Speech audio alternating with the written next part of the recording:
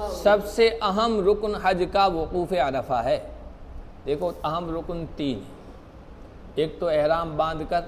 پھر تلبیہ پڑھ کر نیت کرنا، دوسرا وقوف عرفہ ہے، اور تیسرا جو ہے نا وہ طواف زیارت ہے، جو وقوف عرفہ کے بعد پھر 10 تاریخ کو اس کا ٹائم ہے۔ 10 تاریخ کے صبح صادق سے لے کر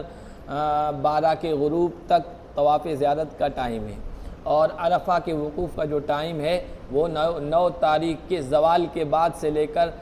دوسرے دن کے صبح صادق تک ٹائم ہے، یہ ٹائم ہے۔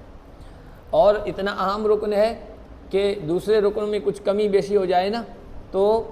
دم وغیرہ سے تلافی ہو جاتی ہے، لیکن وقوف عرفہ میں کچھ گڑبڑی ہو جائے، کوئی نہیں ٹھہرے عرفات کے میدان میں تو حج آپ کا نہیں ہوگا۔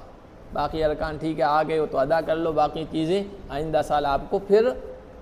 اس کی قضا کرنی پڑے گی، حج کے لیے آنا پڑے گا۔ اتنا اہم رکن وقوف عرفہ ہے، اور اس میں بھی یہ ہے کہ دن کے ساتھ رات کا کچھ حصہ ملایا جائے، اور یہی کرتے ہیں حجاج کرام، دن میں ٹھہرتے ہیں، ظہر عصر ایک ساتھ پڑھ کر پھر مغرب تک دعائیں کرتے رہتے ہیں، اور پھر جیسے ہی غروب ہوتا ہے تو رات کا کچھ حصہ مل گیا، اب چلو روانہ ہو جاؤ۔